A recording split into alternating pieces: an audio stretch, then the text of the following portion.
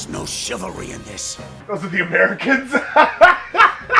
Oh, the Americans showed up. Yeah. The Americans, like the British, they fought with chivalry and honor, and they fought in formations. The Americans, like, fuck this, we're winning this war. It's like fought like guerrilla terrorists. That's how we won the Revolutionary War. We fought like guerrillas. We attacked them on Christmas Eve. Merry Christmas, you're all dead.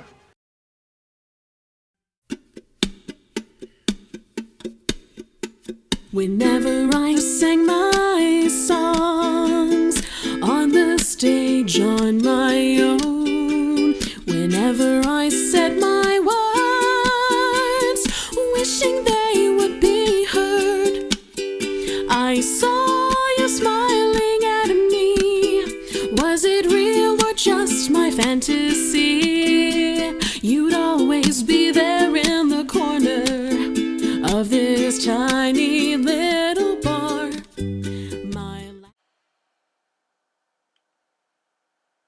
Welcome to Cover. Why do you have to be such an asshole? Why all do the you have to time? watch everything with rose-colored shit glasses? Why do you have to be such a negative Nancy all the time? And Star Every single Wars. time you come in the show. Look at all the bad things about That's this what's anime. Why are you dressed so nice? Why are you so ugly? Oh, I swear, shit, fucking.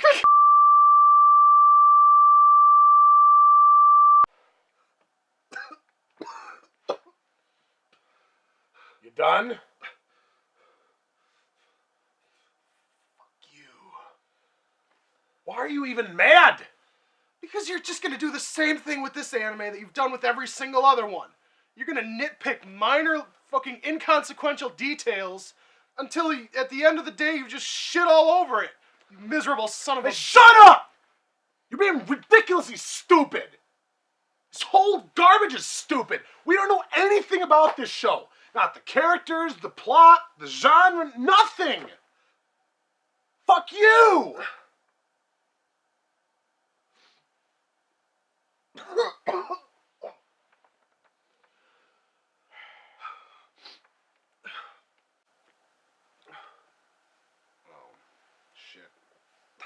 Well, welcome to Cover by Cover. I'm whatever made-up name. I'm probably bleeding internally.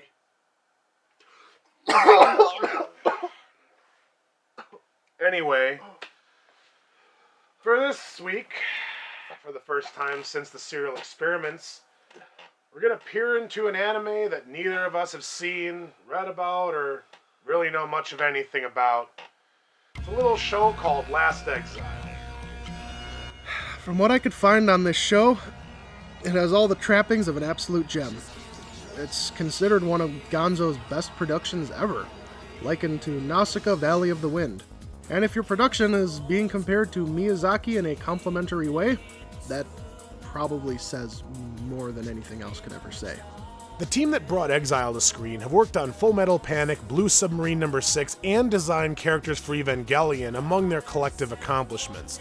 So this show generated a ton of buzz and immediately drew attention from stateside anime fans because of its steampunk style and unique look. Since then, it has passed through the hands of Pioneer/Geneon, Funimation, and finally Manga Entertainment, now boxed as an anime classic. So is it? Or is this all just bloated hype? I'm gonna pretend you didn't just say that. I'm not gonna make up praise or some trash like that. This isn't Kotaku. Motherfucker! That's not Well, at all what I was just going stop. for. Just stop No, right every here. single time. It's always going gonna be the fanboy over here. All look you at ever me, do I'm is just just pick gonna shows jerk like, hey, look at this show I love. I want to jerk off to it. This is stupid. Hey! What? This is Last Exile. Cheating bitch! So we open on a routine training exercise for something. I assume it's routine because no one seems to give the slightest damn about flying through a torrential windstorm while dragging a dinghy ship by a single rope. Atmospheric speed, 120 knots. Come back now, Tatiana. I just need another 20 seconds, Sophia. Negative. Let her do it. Yes! Yes! Ladies and gentlemen, Crispin Freeman! Crispin Freeman, Crispin Freeman, Crispin Freeman. He plays Alucard and he plays this guy in this show too. I don't know his name, but Crispin Freeman is really awesome. I'd have his babies if I could.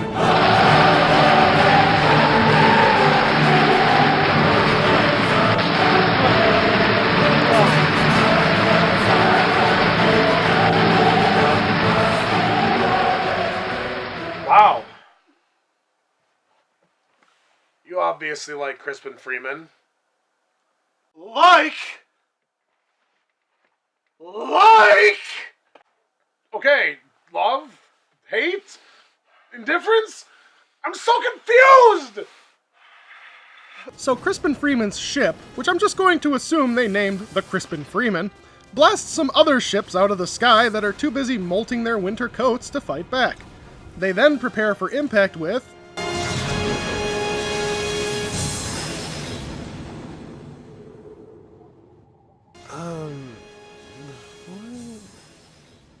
What the hell was that? Awesome.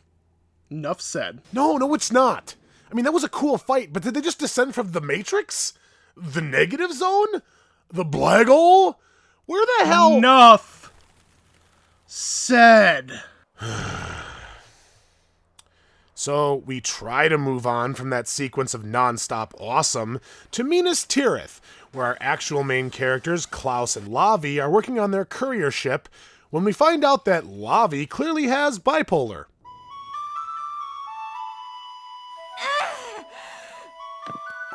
This is unbelievable! Because the enemy goes and invades Minagis, they think they can get away with doubling the price, but that's wrong! If we had an acceleration booster, we wouldn't have to lighten the ship up every day and lose on the straightaways! I hate those guys in the port ship! Good criminy, woman. Calm your tits. Look at poor Klaus here. He's like, I can't leave. I live in constant terror of her whims. So how much weight were we able to lose? I got rid of 30 ounces by drilling holes in the frame. Hey, you know, this is pretty good, Lavi. I think we can put a few more holes in the cockpit and that'll bring it to around 40 ounces. I guess that's all we're gonna be able to shave off this baby. Maybe I'll skip breakfast for today. It turns out that Klaus and Lavi are in the insanely competitive business of delivering messages. And so, since the fastest messengers would obviously get more work, they're trying to be as competitive as possible. Although, I don't know if starvation is the way I'd go. Hey Klaus, if you just ditched the writhing rod of crazy, you'd probably be a lot better off. But not really. Both of these two are essential for their job, as Klaus pilots while Lavi navigates. The age they're in here in terms of technology wouldn't really allow for solo flights, so Hey, JT. It was a joke. Well, how about shut your face? Also, enjoy Johnny Young Bosch as Klaus, because this show doesn't believe in bad voice actors. Request number 11, delivering a letter from the Mathane estate to Mina Geese. It's got a 3-star danger rating. 3 stars? Anyway, they take an insanely difficult mission simply because of how much it will pay, without taking into account that they'll have to fly into an effing war zone! I smell money! Well, I hope you can smell it over the stench of gunpowder and charred corpses. Friggin' women. So yes, that war. What was it called again? In the name of the Guild, I hereby permit the Anatare and Disith fleets to begin the Third Minagis naval battle. I will take any measures that I think are necessary so that I am able to remain holy. Oh, F my life. Alright. I'm just gonna say this once. If you bring your Scryad baggage into the show, I'm out. I'm done. The show sucked. Get over it. There are a lot of anime out there that suck. We just gotta suck it up and deal with it sometimes. You got it?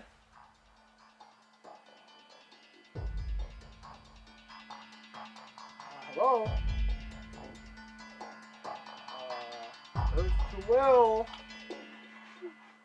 Only I can speak in my grasp. I want that information back. You always gotta think before you act.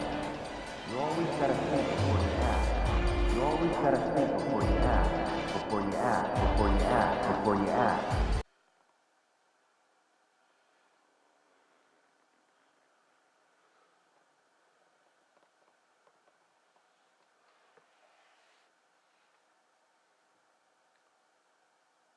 You have no idea how much I've suffered.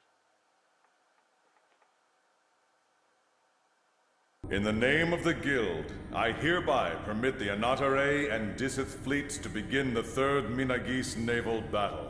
Hey there, guy. Could you possibly fill that sentence with any more flim-flumerish gobbledy shit? The longest Belarus of the 8th Farnagu is going to need considerably more fibble-dibble-bibble-bibbles. Your Eminence. Turns out this is all relevant information. It just ends up sounding silly because we have no way of knowing up to this point that this is a battleship for the nation of Anatare, which is at war with the nation of Disith. And I don't even know what Minagis means because I shouldn't have to read an entire Wikipedia summary to understand the basic terminology of your fictional universe. Actually, we kind of do. It's our due diligence as Hey, critics. bitch cynic! Cram it and quit pandering. Pandering? What the fuck are you even Back to the show! Still got it. So Klaus and Lavi arrive at some mountaintop mansion to retrieve their delivery, where they presumably contract Giardia and Montezuma's revenge because they've never heard the word potable before. Wow, check this out, Klaus. It's so clean you can see through it. What, are you used to drinking feces-laden swamp runoff? Clear does not mean clean. Anyway, they receive a missive from Zimblefib Guy's wife, Boobs, and another from their daughter, Holly. I'm gonna make sure that your letter receives extra special attention. He may look like a scrawny little weakling, but when it comes to flying, you're not gonna find anyone better than him. What's your problem all of a sudden? Hey, he might look like a fucking failure piece of shit, awful human being, pedophile, murderer, rapist, but he's a great pilot, so don't worry. So we finally learn that the commander's name is Matt Thane, just as we see that having airships has not prevented the British from making the same mistakes they did during the Revolutionary War, as they get utterly mowed down while fighting in formation. Gaborg's losses are minimal, and over 30% of the enemy gunners there have been destroyed. This combat seems to be working to our advantage. What, like, relative to the enemy? Well, sire, all their men are dead, but one of ours survived, so really we're still winning. The fuck is this guy? Withdraw musket squad. Begin artillery fire. Withdraw what musket squad, you freaking dolt? Oh, I'm sorry, you must have meant collect the sea of bullet-riddled corpses for disposal. Douche wheel. So Klaus and Lavi land aboard Thane's ship just in time for the... Disith? Fucking words. Expanded fleet to rain down unmitigated hell, and the episode... But this is against regulations. What, are you serious? Wasn't this a victory already? Yeah, no fair. They're just a big bunch of cheater heads. It's not like all's fair in war. Cheater heads! There's no chivalry in this. No. Damn it. But there's winning. So the second episode begins with... You know what? Forget it. What the... Shut it! I've heard enough out of you today. I'm just gonna tell you straight. The second episode is great. Seriously, the entire thing is just like one gigantic airship battle. In fact, it's so good, I don't even want to spoil it for you. So, enough already. Just go watch it.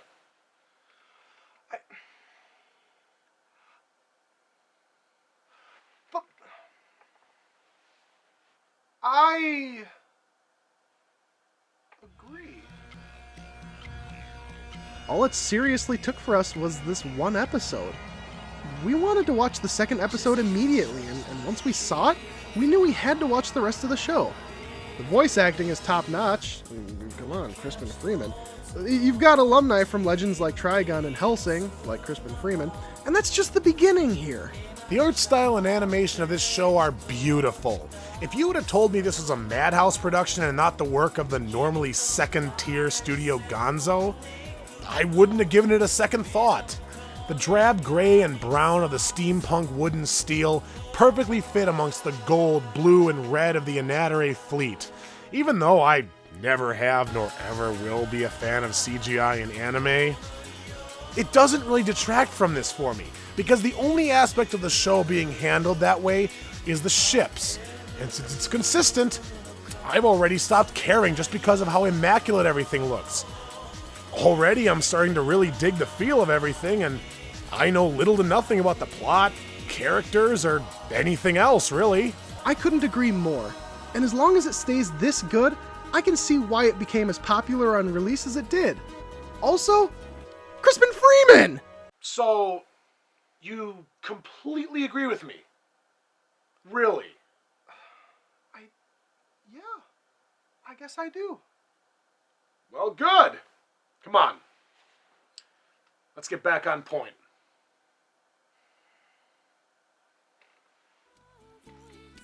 This has been Cover by Cover. I'm Will Ryan. And I'm JT Camp. Reminding you. Oh, you motherfucking son of a...